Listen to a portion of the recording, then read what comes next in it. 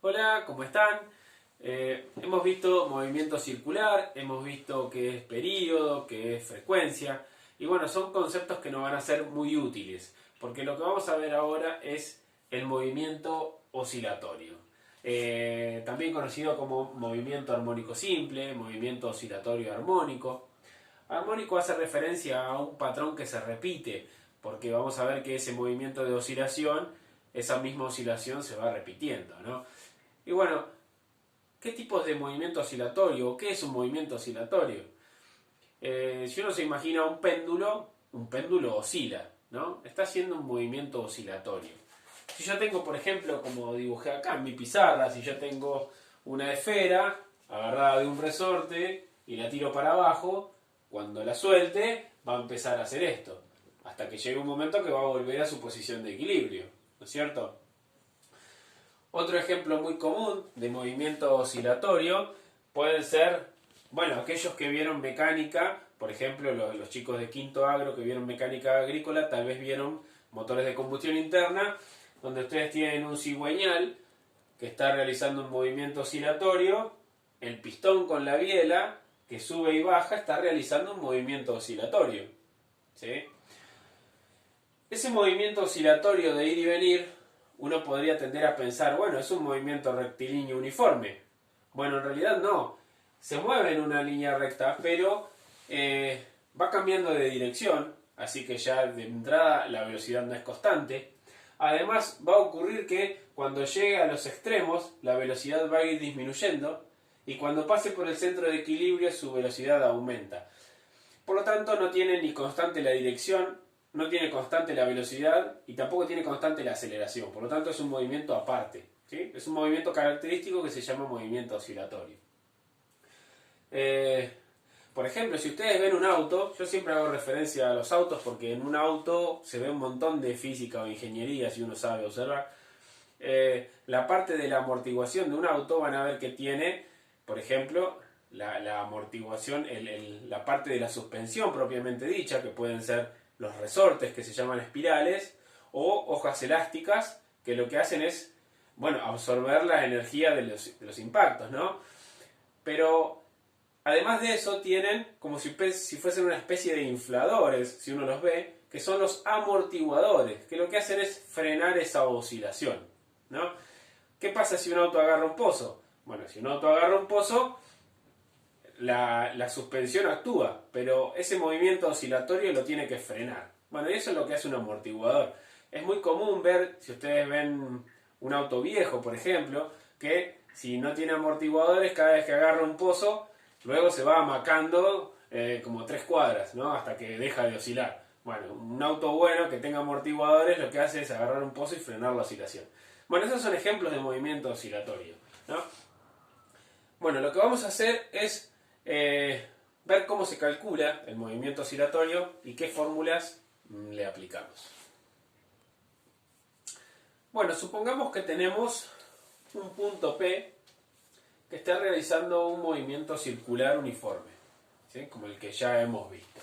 Este punto P está realizando esta circunferencia, esa trayectoria circular. Bueno, esa circunferencia la representamos en los ejes cartesianos, X e Y. Ese radio que va desde el centro al punto P, en una posición determinada, por ejemplo en este punto, esto a medida que pasa el tiempo, el punto P se va a ir moviendo, va cambiando de lugar. Por lo tanto, este radio lo que va a estar haciendo es ir girando, ¿no es cierto? En un instante determinado, este punto se encuentra en esa posición, este es el radio y va a tener determinado ángulo. Ese radio que yo tengo acá y esto que yo tengo acá que se me forma, fíjense en que lo que se me va a formar, esto es un triángulo rectángulo. Si lo pueden observar, lo voy a graficar. Para cada ángulo lo que voy a tener es un triángulo rectángulo. Y las medidas de esos catetos, fíjense que acá tenemos los catetos del triángulo rectángulo y mi radio va a ser la hipotenusa. Este va a ser el cateto opuesto, porque este es lo mismo que esto, que la parte I. Bueno, este es el cateto opuesto, lo pongo acá, opuesto. Y este va a ser mi cateto adyacente. ¿no es cierto? ¿Cómo calculo el valor de esos catetos? Bueno, aquí tendríamos que usar trigonometría. Si ustedes vieron esto o recuerdan que hay una forma de recordar trigonometría que es el famoso SOHCAHTOA, ¿sí? Que me dice que el seno de un ángulo es el opuesto sobre la hipotenusa, el coseno de un ángulo es adyacente sobre la hipotenusa, y bueno, la tangente es el opuesto sobre el adyacente. Bueno, ahora no vamos a usar la tangente. Pero, ¿qué pasaría si yo, en esta posición determinada, quisiera calcular, por ejemplo, el cateto opuesto? Bueno, como seno de alfa es lo opuesto sobre la hipotenusa, si yo conociera el ángulo, puedo hacer seno del ángulo, y conozco la hipotenusa porque es mi radio, el cateto opuesto lo podría calcular simplemente la hipotenusa que está dividiendo, pasarla multiplicando. Y me queda esto de aquí abajo. Esta cuenta, conociendo la hipotenusa y el ángulo, me permite calcular el cateto opuesto. De la misma manera, conociendo la hipotenusa y el ángulo, puedo calcular el cateto adyacente. ¿Sí? Por lo tanto, este opuesto, si ustedes se fijan, es, si yo lo prolongo, en vez de ponerlo acá, lo pongo acá, fíjense que es la proyección que hace este punto sobre el eje Y. Así como el adyacente es la proyección de este punto sobre el eje X, el opuesto es la proyección de ese punto sobre el eje Y. Si lo prolongo, van a ver que son iguales, ¿no? Este punto es la proyección de ese cateto opuesto. ¿Sí? Si se puede ver, este es mi cateto opuesto. Bueno, ese cateto opuesto y esto tienen la misma medida. A esto, que yo lo voy a llamar I, lo voy a llamar elongación. ¿Sí? ¿Qué es eso? Bueno, yo conociendo esta fórmula, lo que me va a permitir es calcular este punto que está acá, cuánto se va a ir separando del equilibrio.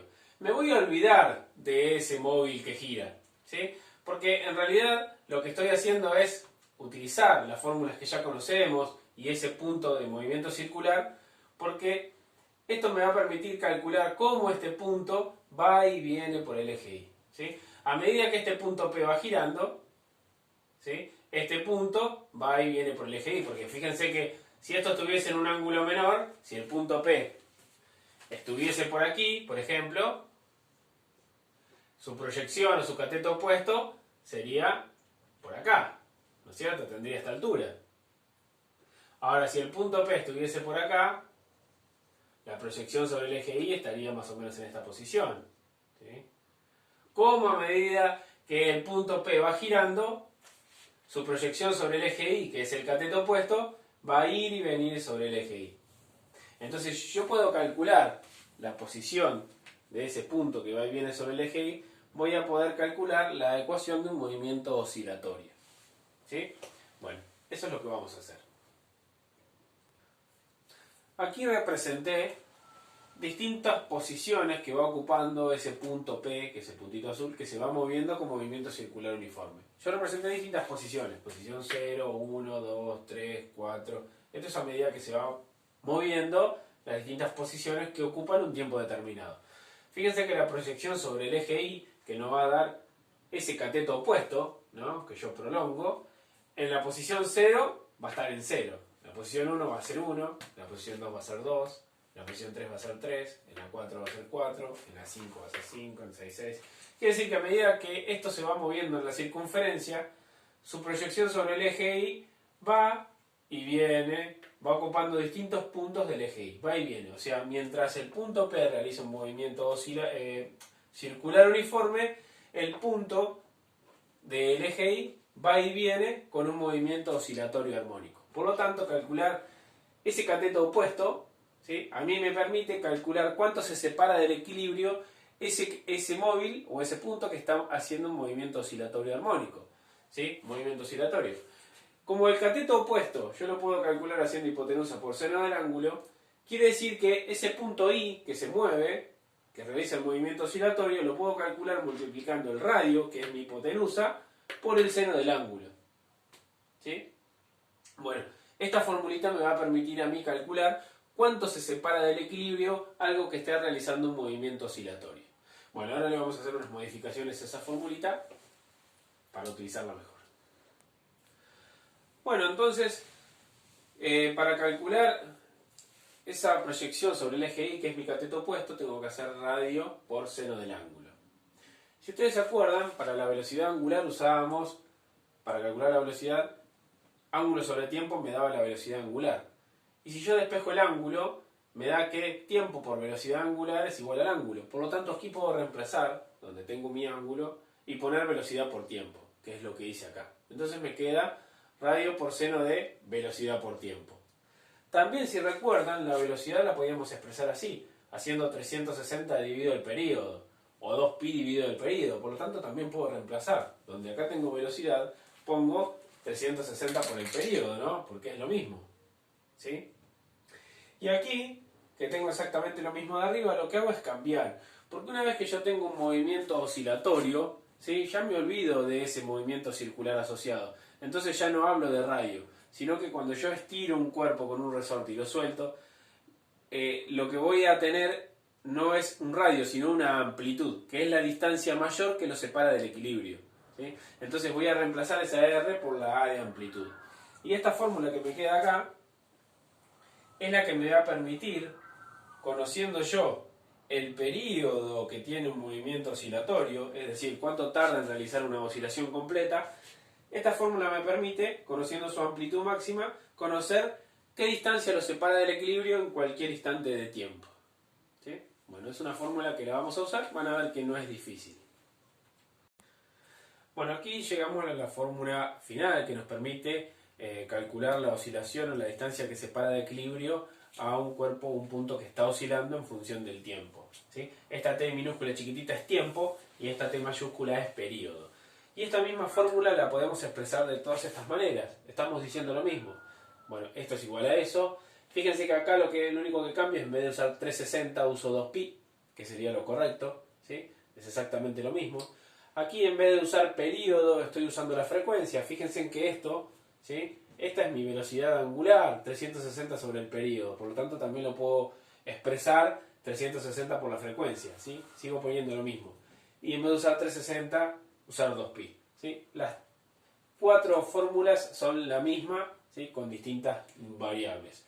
Y otra cosa importante es que cuando yo estoy hablando de movimiento oscilatorio, ¿sí? Esa velocidad angular ya no la debo llamar velocidad angular, sino que ese 2pi o ese 360 se lo llama pulsación, ¿sí? Porque es el hecho repetitivo, ¿sí? Que yo estoy marcando poniéndole 2pi o 360. Cuando uno hace un movimiento circular, también está haciendo un hecho repetitivo. Cada 360 grados o cada 2pi radianes comienza el ciclo de vuelta. Bueno, en un movimiento oscilatorio, 2pi radianes o 360 me marca el ciclo completo, el ciclo repetitivo. ¿Sí? Bueno, van a ver que si bien parece re complicado todo esto, la fórmula es bastante sencilla de utilizar y sobre todo funciona.